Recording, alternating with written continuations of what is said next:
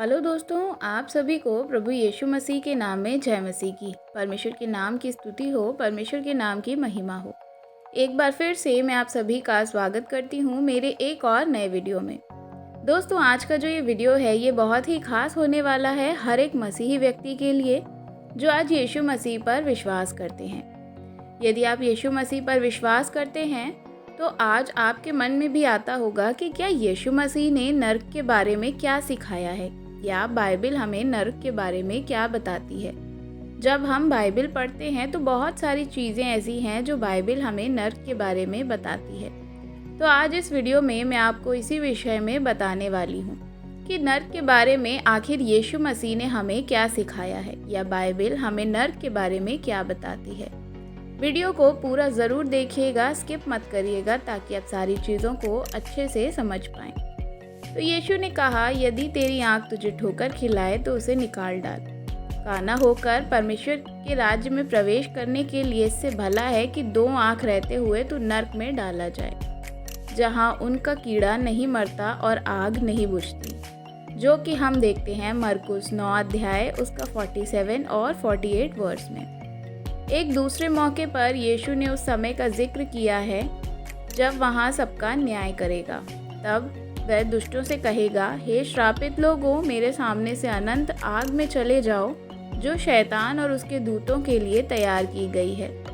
उसने ये भी कहा कि ऐसे लोग अनंत दंड भोगेंगे, जो कि लिखा है मत्ती 25 अध्याय उसका 41 वर्ष से लेकर के 46 वर्ष तक की। इन आयतों को पढ़ने पर पहली बार में लग सकता है कि यीशु नर्क की शिक्षा को बढ़ावा दे रहे थे। अगर ये सच है तो परमेश्वर के वचन में लिखी इस बात को काट रहा होगा। मरे हुए कुछ भी नहीं जानते, लेकिन यीशु ऐसा करने की कभी सोच भी नहीं सकते, जो कि हम देखते हैं सबोपदेशक 9 अध्याय उसके 5 वचन में। तो फिर जब यीशु ने कहा कि एक इंसान को नर्क में डाला जाएगा तो उसका क्या मतलब था। यीशु ने जिस अनंत आग के बारे में खबरदार किया वह सचमुच की आग है या सिर्फ एक लाक्षणिक है। दुष्ट लोग किस मायने में अनंत दंड भोगेंगे। आइए हम एक एक करके इन सवालों के जवाब देखेंगे। जब यीशु ने कहा कि एक इंसान को नर्क में डाला जाएगा तो उसका क्या मतलब है, जो कि मरकुस 9 अध्याय उसके 47 वर्ष में हम देखते हैं, तो वहाँ पर यूनानी शब्द के अनुवाद नर्क किया गया है।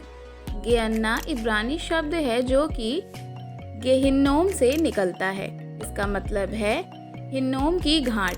ये घाटी प्राचीन यरूशलेम नगर के ठीक बाहर थी।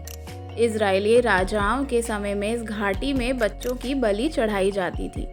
इस घिनौनी प्रथा से परमेश्वर सख्त नफरत करते थे। उसने कहा, इस तरह की झूठी उपासना में हिस्सा लेने वालों को वह जिंदा नहीं छोड़ेंगे। तो हिन्नोम की घाटी को वध की घाटी कहा जाएगा, जहां उन लोगों की लोथें यानी कि लाशें दफनाई नहीं जाएंगी, जो कि हम देखते हैं यिर्मयाह उसका 30 अध्याय उसका 34 वचन में। इस तरह यहोवा ने भविष्यवाणी की, हिन्नोम की घाटी एक ऐसी जगह बन जाएगी जहां बड़ी तादाद में लाशों को फेंक दिया जाएगा, ना कि ऐसी जगह जहां लोगों को जिंदा तड़पाया जाएगा। यीशु के दिनों में यरूशलेम के लोग हिन्नोम की घाटी में कूड़ा करकट और खूंखार अपराधियों की लाशें फेंकते थे। वहाँ लगातार आग जलती रहती थी, जिसमें सब चीज़ें जलकर भस्म हो जाती थी। जब यीशु ने कभी न मरने वाले कीड़े और कभी न बुझने वाली आग की बात कही, तो शायद वे यशायाह 66 उसका 24 वर्ष की तरफ इशारा कर रहे थे। इस आयत में यशायाह ने परमेश्वर के विरुद्ध बलवा करने वाले के शवों के बारे में कहा है कि उनके कीड़े कभी नहीं मरेंगे और उनकी आग कभी नहीं बुझेगी। यीशु और उनके सुनने वाले अच्छी तरह जानते थे कि यशायाह के इन शब्दों का क्या मतलब था। वह यह कि जिन लोगों की लाशों की इज्जत से दफनाया जाने के लायक नहीं समझा जाता था, उन्हें नाश करने के लिए आग या कीड़ों के हवाले कर दिया जाता था। इसलिए यीशु के मुताबिक हिन्नोम की घाटी के ऐसी मौत की बिल्कुल सही निशानी थी, जिसके बाद फिर से जिंदा किए जाने की कोई आशा नहीं। इसी बात को पुख्ता करने के लिए यीशु ने कहा, परमेश्वर यानी आत्मा जो जीवन है और शरीर दोनों नर्क यानी गेहन्ना में नाश कर सकता है, जो कि हम देखते हैं मत्ती 10 अध्याय उसके 28 वचन में। इससे साफ जाहिर है कि घृणा अनंत यातना को नहीं बल्कि उस मौत को दर्शाता है जो एक इंसान हमेशा के लिए और पूरी तरह से खत्म हो जाता है। यीशु ने जिस अनंत आग के बारे में खबरदार किया वह सचमुच की आग है। गौर कीजिए, यीशु मसीह मत्ती 25 अध्याय के 41 वर्ष में जिस अनंत आग का जिक्र कर रहे हैं वह शैतान और उसके दूतों के लिए तैयार की गई है। जरा सोचिए, क्या सचमुच की आग आत्मिक प्राणियों को जला सकती है, या क्या यीशु ने आग का इस्तेमाल किसी और बात के लिए किया? मत्ती के उस अध्याय में यीशु ने भेड़ों और बकरियों का जिक्र किया, लेकिन वह सचमुच की भेड़ बकरियों की नहीं बल्कि दो तरह के लोगों की बात कर रहे थे। जब हम देखते हैं मत्ती 25 अध्याय उसका 32 और 33 वचन, इसी तरह यीशु ने जिस अनंत आग के बारे में कहा वह सचमुच की आग नहीं है। यह आग लक्षणिक मायने में दुष्टों को जलाकर राख कर देगी। दुष्ट लोग किस मायने में अनंत दंड भोगेंगे? बाइबल के ज़्यादातर अनुवादों में जो कि हम देखते हैं मत्ती 25 अध्याय उसके 46 वचन में दंड शब्द का जो है शब्द को लिया गया है, जिसका मतलब है हम देख सकते हैं कि किसी भी प्रकार का दंड यानी सज़ा को देना। इसलिए जहाँ एक तरफ भेड़ों यानी अच्छे लोगों को हमेशा की ज़िंदगी मिलेगी, वहीं दूसरी तरफ बकरियों यानी बुरे लोगों को अनंत दंड भोगेंगे। दूसरे शब्द में कहा जाए तो उन्हें हमेशा के लिए क्या कर दिया जाएगा? काटा डाला जाएगा। क्या आप सोचते हैं यीशु ने कभी ये नहीं सिखाया कि इंसान में अमर आत्मा होती है? हाँ, उसने कई मौक़ों पर यह ज़रूर सिखाया कि मरे हुए फिर से ज़िंदा किए जाएंगे। जब हम देखते हैं लूका 14 अध्याय उसका 13 और 14 वचन और यूहन्ना 5 अध्याय उसका 25 से 29 वचन तक, ज़रा इस बात पर गौर कीजिए। अगर मरने के बाद भी इंसान का कोई अंश जिंदा रहता तो यीशु जो है वह मरे हुओं के जी उठने की बात क्यों करते? यीशु ने यह शिक्षा नहीं दी कि परमेश्वर बेरहमी से दुष्टों को हमेशा के लिए तड़पाता रहेगा। इसकी बजाय उसने कहा, परमेश्वर ने जगत से ऐसा प्रेम रखा कि उसने अपना इकलौता पुत्र दे दिया ताकि जो कोई उस पर विश्वास करे वह नाश न हो परंतु अनंत जीवन पाए। यूहन्ना 3 अध्याय उसका 16 वचन। यीशु ने इस बात की तरफ इशारा क्यों किया कि जो उस पर विश्वास नहीं करेगा वह नाश हो जाएगा? अगर उन लोगों को हमेशा के लिए नरक में जलाया और तड़पाया जाना था तो क्या यीशु ये बात साफ साफ नहीं कहते? तो आइए एक नज़र डालते हैं नरक के इतिहास पर। झूठे धर्मों से हुई शुरुआत। प्राचीन मिस्र के लोग नरक में विश्वास करते थे। ईसा पूर्व 1375 में लिखी गई किताब द बुक एमटॉट उन लोगों के बारे में बताती है जिन्हें सर के बल आग के भट्टे में फेंक दिया जाएगा और वे वहां से किसी तरह से छूट नहीं पाएंगे और ना ही आग की लपटों से बच पाएंगे। जब हम देखते हैं कि पाताल लोक में रहने वालों के बारे में लिखा है, जैसे जैसे उन्हें शर्मनाक और दर्दनाक सजाएं और खौफनाक यातनाएं दी जाती हैं, उनकी चीखें पूरी तरह दहल जाती हैं। यहूदी धर्म में भी फैली नर्क की शिक्षा। यहूदी पंथ का ये विश्वास था कि आत्मा अजर अमर है। उसने ये भी बताया कि उनका ये विश्वास यूनानियों से मिलता जुलता है। यूनानी मानते हैं कि बुरे लोगों की आत्माओं को ऐसी जगह डाल दिया जाता है जहाँ चारों तरफ घुप अंधेरा होता है, हाथों को हाथ नहीं दिखता है और आप कहीं पे भी किसी भी तरह कुछ नहीं देख सकते। वह जगह बहुत ही डरावनी होती है और वहाँ यातनाओं का सिलसिला कभी भी खत्म नहीं होता। ईसाई धर्म में भी इस शिक्षा का बीज बोया गया है। उनके लिए कभी भी ना बुझने वाली आग तैयार की गई है जो दुष्ट हैं।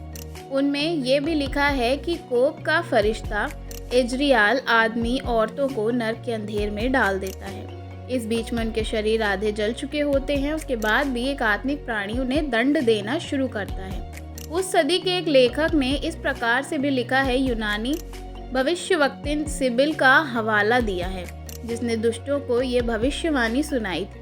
यूनानी भविष्यवक्तिनी सिबिल का हवाला दिया जिसने दुष्टों को यह भविष्यवाणी भी सुनाई थी कि तुम धधकती हुई आग में तुम पर बरसेगी और हर दिन तुमको लपेटे में तुम जलते रहोगे।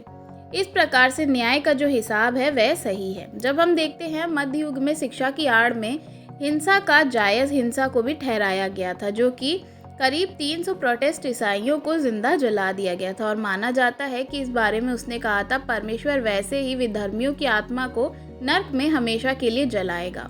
मैंने तो वही किया जो परमेश्वर एक न एक दिन उनके साथ करेगा।